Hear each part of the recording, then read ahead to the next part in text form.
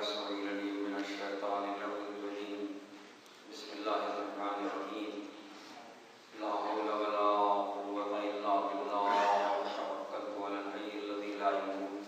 الحمد لله الذي لم يتخذ ولدا ولم يكن له شريك في الملك ولم يكن له ولي من الذل وكبره تكبيرا.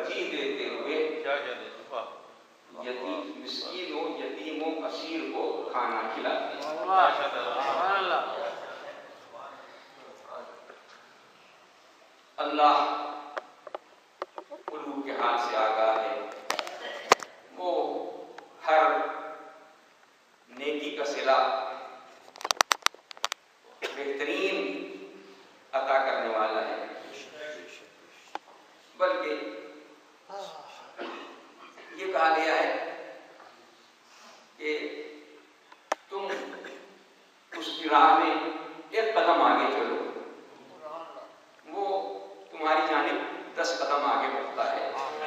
تم اس کی راہ میں ایک نیکی کرو، وہ 10 نیکیوں کا ثواب تمہارے نامہ اعمال میں درج کرتا ہے. تم اس کی راہ میں ایک روٹی دو، وہ تمہارے نامہ اعمال میں 10 روٹیوں کا ثواب دے گا. لیکن یہاں تو کچھ معاملے ہی اور ہے کہ اہل بیت رسالت روٹیاں دے رہے ہیں، اہل بیت رسالت روٹیاں دے رہے ہیں اور جواب میں خوان نعمت جنت سے آ رہا ہے. لیکن کیا کہنے، اللہ نے کہا نہیں، یہ تو عام بندوں کے لیے ہے، یہ تو عام بندوں کے لیے ہے کہ ہم روٹیوں کا جواب روٹیوں سے دے سکتے ہیں. ان کے گھر کی کنیزیں بھی اگر ہم سے طلب کرتی ہیں تو ہم خوان نعمت بھیج دیتے ہیں. لیکن یہ تو ان ہاتھوں کی پکی ہوئی روٹیاں ہیں کہ جن کی عظمت سے کوئی اور واقف ہی نہیں سوائے ہمارے.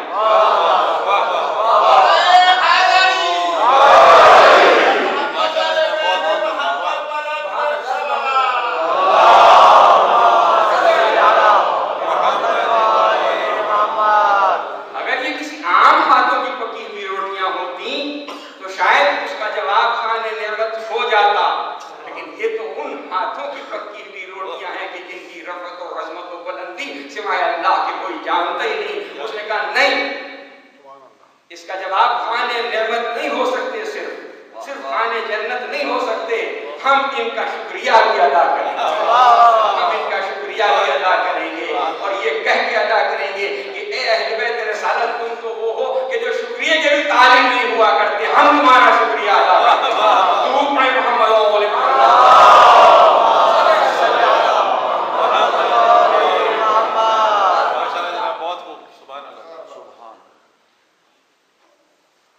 یوں تو سورہ لہر کا پورا پس منظر آپ کی نگاہ میں ہے. صرف رب کے لیے اسے بیان کیا جاتا ہے کہ 3 دن تک مسلسل روٹیاں تقسیم ہوئی اور ایک دن مسکین نے آواز دی، ایک دن یتیم نے آواز دی، ایک دن اسیر نے آواز دی. اور یہ جود و صفا کے مرقع ایک کے پیچھے ایک اپنے حصے کی روٹی لیے ہوئے اور سائل کو دینے کے لیے تیار. واقعہ ہو گیا، تجزیہ کرنے والوں نے تجزیہ کرنا شروع کیا.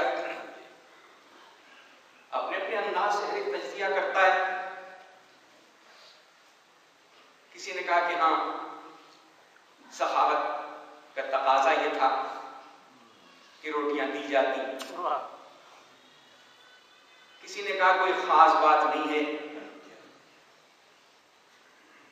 بھوک پیاس کا برداشت کرنا ایثار ہے اور خدا کی عطا کی ہوئی طاقت سے یہ ایثار اختیار کیا جا سکتا ہے. کسی معترض نے یہ بھی کہا کہ یہ تو ایک پہلو سخاوت کا ہے، لیکن اگر حضرت علی کے بارے میں یہ خیال کیا جائے تو ایک فروغزاش ان سے ہوئی ہے، اور وہ یہ کہ سخاوت میں روٹیاں تو دے دی، لیکن جو نان و نفقے کی ذمہ داری خود ان کے اوپر آتی ہے اس سے پہلو تہی ہو گئی. یہ روٹیاں دے دینا تو سخاوت کی علامت ہے، لیکن اپنے اہل و عیال کا پیٹ پالنا بھی تو ذمہ داری ہے.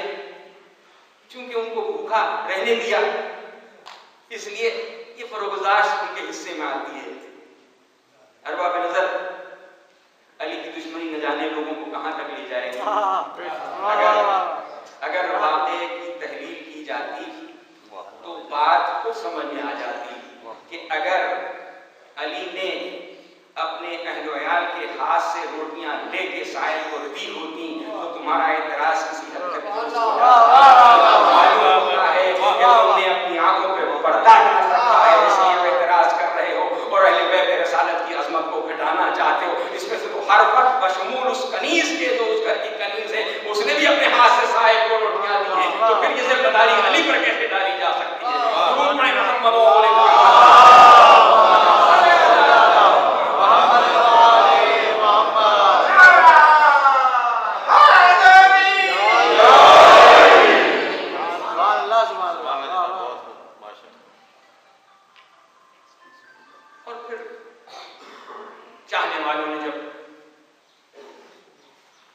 اس انداز سے اس کو رجوع کیا تو ان کی بات یہ سمجھ میں آئی کہ وہ نہ ہو یہ اللہ نے اہل بیت طہارت کا امتحان لیا ہے،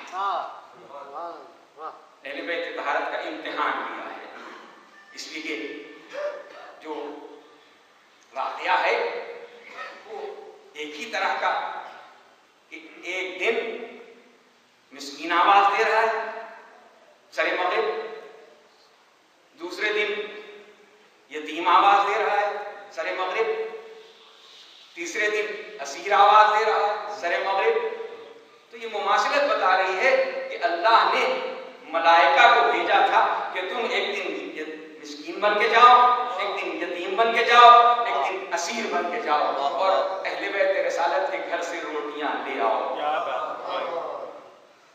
ہمیں کوئی شہادت پیش نہیں کر سکتا اس سلسلے میں، نہ کہیں کسی بات کی کوئی ایسی روایت ملتی ہے کہ کسی نے اس بات پر کوئی دلیل دی ہو، لیکن ایک بات تو سمجھ میں آنے کی ہے کہ ملائکہ وہ ہوتے ہیں کہ جو انہیں بھوک نہیں لگتی، انہیں بھوک نہیں لگتی، انہیں روٹیوں کی ضرورت نہیں ہوتی، بلکہ جناب ابراہیم کے دسترخوان پر جب ملائکہ آئے تھے اور جناب ابراہیم نے ان سے کہا تھا آؤ ہمارے ساتھ طعام میں شامل ہو جاؤ، تو انہوں نے جواب یہی دیا تھا کہ یا نبی اللہ آپ کو نہیں معلوم کہ ملائکہ کو بھوک نہیں لگتی، ملائکہ تو روٹیاں نہیں کھاتے، تو یہ کہہ کے اکڑ کے ان کے دسترخوان سے اٹھ گئے تھے۔ تو ہو سکتا ہے کہ اللہ نے کہا ہو کہ تم ابراہیم کے دسترخوان سے تو اکڑ کے اٹھ گئے تھے، میں نسل ابراہیم میں فخر ابراہیمی کے دسترخوان پہ تمہیں بھکاری بنا کے دے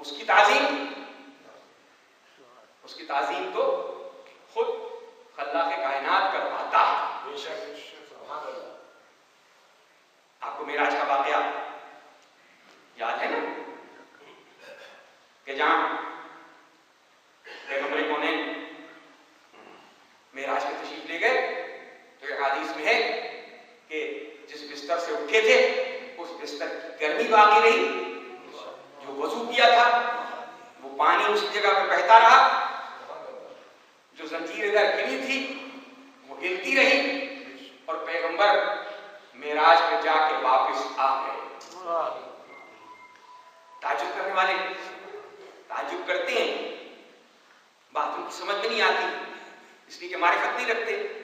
اگر معرفت رکھتے ہوتے تو یہ بات بڑی آسانی سے سمجھ میں آ جاتی. ہم روزمرہ کے معمول میں دیکھتے ہیں، ہمارا معمول ہے، خاص طور سے ہم اسلام آباد کے رہنے والے تو اکثر و بیشتر جب دفتر کی طرف جا رہے ہوتے ہیں تو ٹریفک رکی ہوئی ہے، ٹریفک رکی ہوئی ہے، معلوم نہیں کیوں رکی ہوئی ہے. پوچھا کہ کوئی وی آئی پی کی سواری گزر رہی ہے، کسی وی آئی پی کی سواری گزر رہی ہے، اس کے احترام میں روٹ لگایا گیا، اس کے احترام میں روٹ لگایا گیا. جب تک وہ سواری گزر نہیں جائے گی یہ ٹریفک نہیں چلے گی. تو جس کے قبضے قدرت میں صرف ٹریفک ہے وہ ٹریفک کو روک سکتا ہے، اور جس کے قبضے قدرت میں پوری کائنات ہے وہ کائنات کی گردش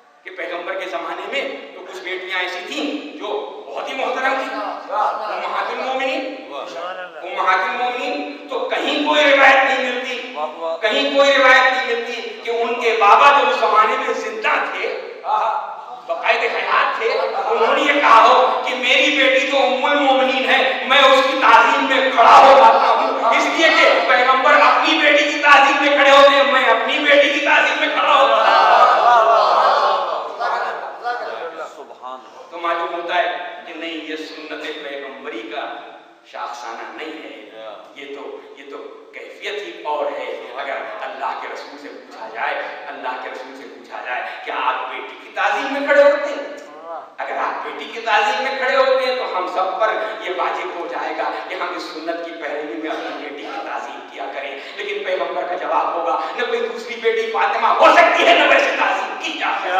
میں بیٹی کی تعظیم نہیں کرتا ہوں, میں فاطمہ کی تعظیم کرتا ہوں. درود پڑھیں محمد و آل محمد.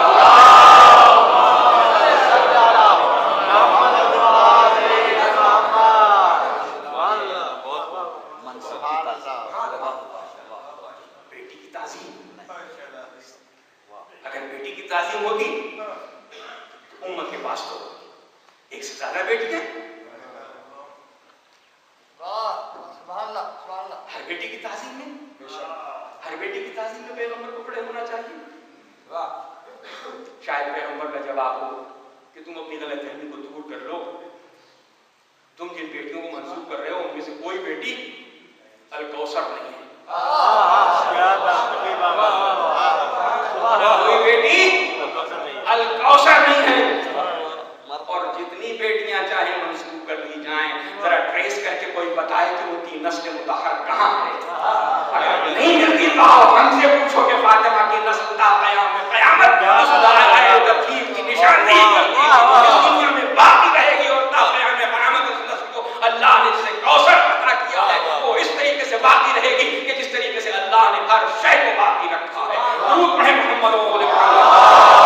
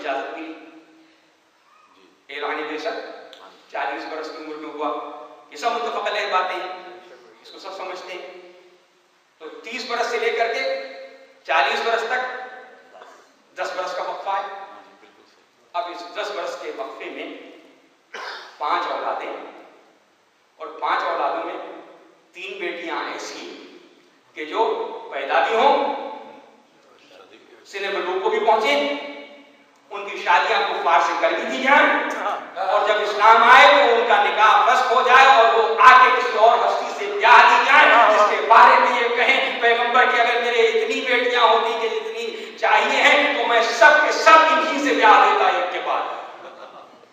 तो फिर अज़ीज़ान मोहतरम, ये एक अदना सा उसूल है जो ज़हन को झिझोड़ता है कि ऐसा हो सकता है कि 10 साल के इस मुख्तसर से अरसे में 5 औलादें भी हों और 5 औलादों में से 3 बेटियां ऐसी हों कि जिनके सिने बुलूग के पहुंचना, जिनका सिने बुलूग को पहुंचना क़ब्ल तुलूअ इस्लाम हो और उनके निकाह भी हो जाए और उनके निकाह होने के बाद उनके निकाह फस्ख भी हो जाए। जरा सोच के बताइएगा कि ऐसा हो सकता है? अगर हो सकता है तो आपको आपके साथ मैं भी कबूल कर लूंगा।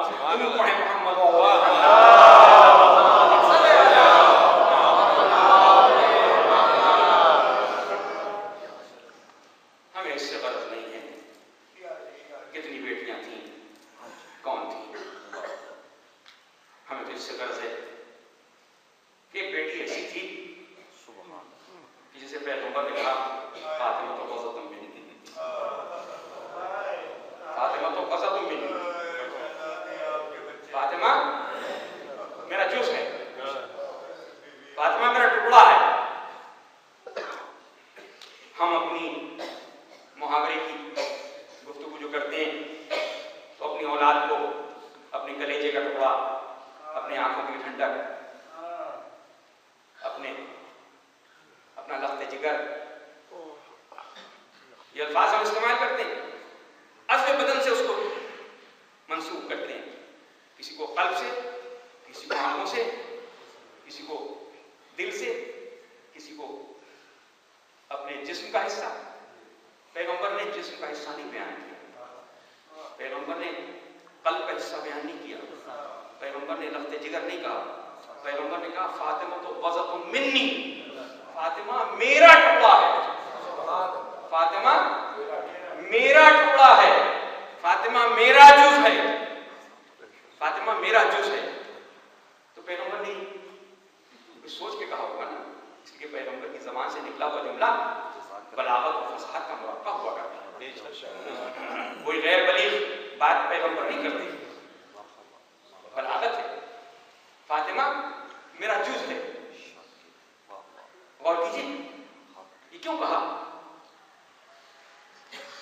जुज़ को कुल से निस्बत हुआ करती है।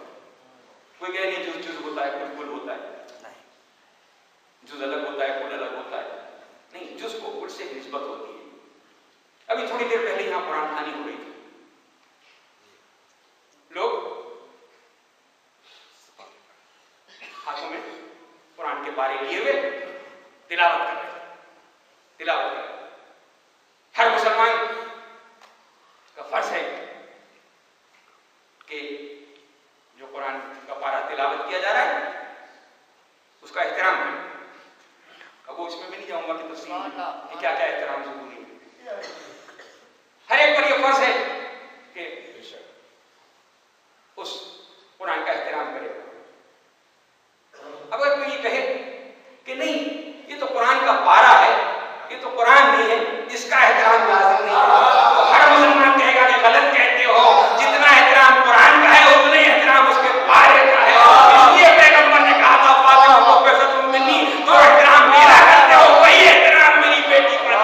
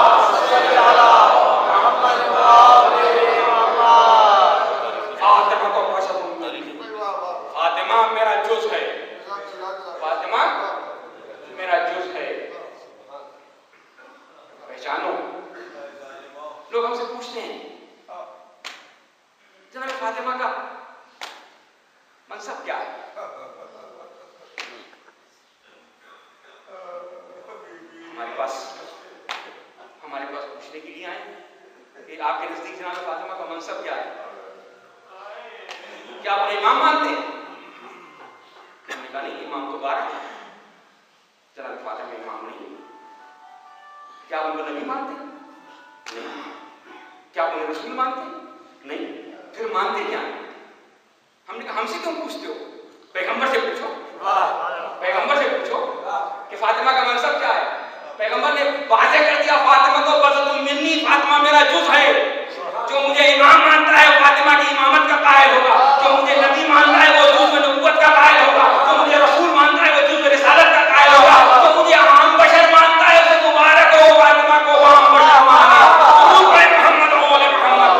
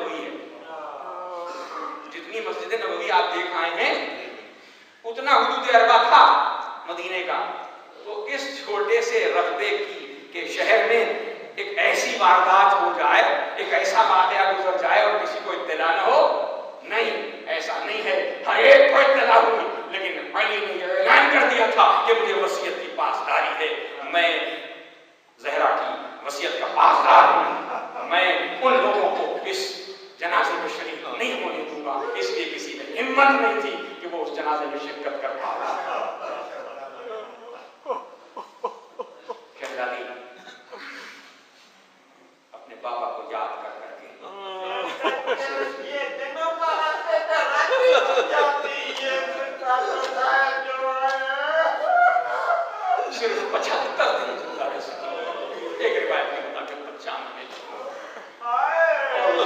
اس دور میں بھی امت کو اعتراض تھا کہ فاطمہ کو رونے نہ دیا جائے، فاطمہ کے رونے پہ قدم لگائے گی، فاطمہ کے رونے پہ قدم لگائے گی۔ علی نے ان سے الجھنے کے بجائے بقیہ کے آخر میں ایک گھر بنا دیا، ایک جھوپڑی بنا دی، چھپر ڈال دیا۔ شہزادی حسنین کا ہاتھ پکڑ کے روز وہاں چلی جاتی تھی، صبح کو دن بھر بابا کو یاد کرتے ہوتی تھی، اور شام کو مولا کائنات جاتے تھے اور فاطمہ کو سمجھا بجھا کے گھر میں آتے تھے۔ اللہ تعالیٰ ایک دن شہزادی جب پہنچی تو دیکھا کہ بیت الحسن کو بھی لوگوں نے آگ لگا دی، بس اب فاطمہ کا سب بابا کے مزار کی طرف دیکھے گا، بابا اب فاطمہ سے برداشت نہیں ہوتا، میرا پاس بلا لو، بس اللہ جانے دل کی کس گہرائی سے یہ آواز نکلی تھی کہ آئیں تو پھر اس کے بعد گھر سے باہر نکلنے کا موقع نہیں ملا۔ اس طرح کی ہوئی کہ ایک دن مولا کائنات نے دیکھا کہ بیوی جلدی جلدی کاموں میں مشغول ہے، اچھا بیوی آپ کا آج مزاج بحال ہے، نہیں کل تم میرے کاموں میں مشغول ہو گئے، اس لیے میں نے اپنے کام کر ڈالے، ایسا نہ ہو کہ میرے بچے میرے سارا اہتمام کر دیکھو، اگر میرے بچوں سے کوئی خطا ہو جائے ماں کے بچے سمجھ گئی میں ماں اگر ہو سکے تو تم ہی میرا غسل و کفن دینا اور مجھے شب کی تاریکی میں میرا جنازہ اٹھانا۔ علی کی آنکھوں میں آنسو آ گئے، بیوی آپ جا رہی ہیں بابا کے پاس جا کے امت کا احوال بیان کیجیے گا کہ امت نے ہمارے ساتھ کیا کیا ہے، ہمارے ساتھ کیا سلوک روا رکھا ہے۔ سیدہ نے پوچھا، یا ابوالحسن میں سنتی ہوں کہ آپ جب مدینے میں نکلتے ہیں تو لوگ آپ کو سلام نہیں کرتے، جب آپ مدینے میں نکلتے ہیں تو لوگ آپ کو سلام نہیں کرتے، کیا سیدہ صرف یہی نہیں ہے کہ وہ مجھے سلام نہیں کرتے بلکہ میں سلام کرتا ہوں تو جواب نہیں دیتے۔ مسجد کی طرف چلے، سیدہ حجرے کی طرف چلی، اسما سے کہا اسما خیال رکھنا میں عبادت کے لیے جا رہی ہوں، جب تک میری تسبیح کی آواز آتی رہے سمجھ لینا میں زندہ ہوں، تسبیح کی آواز آنا بند ہو جائے تو سمجھ لینا میں اپنے خالق خلیفہ کے پاس پہنچ گئی۔ اسما کہتی میں دروازے کے پاس بیٹھے رہی، بیوی نے یہ بھی کہا تھا کہ دیکھو جب میرے بچے گھر میں آئے تو میرے مرنے کی اطلاع پہلے انہیں نہ دے دینا، پہلے انہیں کھانا کھلا دینا تب انہیں مرنے کی اطلاع دینا۔ اسما کہتی میں دروازے کے پاس بیٹھی رہی، میری تسبیح کی آواز آنا بند ہوئی، میں نے دروازہ کھول کے دیکھا بیوی خالد حضرت سے جامی ہوئی، میں نے رونا شروع کیا لیکن اپنے آنسو پوچھے اس لیے کہ حسنین دروازے سے داخل ہوئے، حسنین دروازے سے داخل ہوئے، چاروں طرف ماں کو تلاش کرتے ہوئے میں نے جلدی کھانا چنا اور کھانا چن کے کہا آؤ شہزادو کھانا کھا لو، آؤ شہزادو کھانا کھا لو۔ حسن تو کچھ نہیں بولے، حسین نے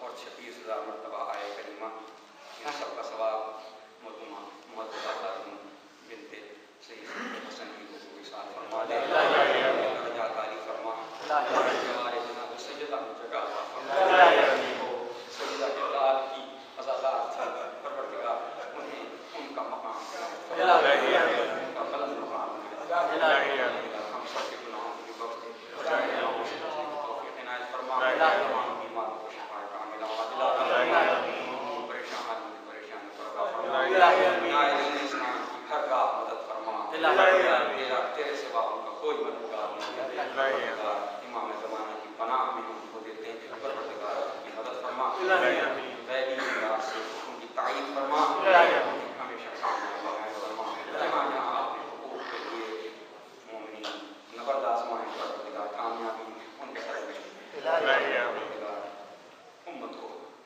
استحکام تحریر فرما، عزاداری کو قبول فرما، جہاں جہاں عزاداری ہے اس کی حفاظت فرما، پروردگار تمام عزاخانوں کی تمام عزادت کی حفاظت فرما، دشمنان اسلام دشمنان دین دشمنان غیرت کو نابود فرما، ان کے غلبے سے ہم کو بچا دے، ہمارا خاتمہ ایمان فرما، تمام مرحومین کی مغفرت فرما، یمن کے مجاہدین کی خاص طور سے التماس ہے پروردگار عالم سے کہ پروردگار یمن کے مجاہدین کی جلد مدد فرما،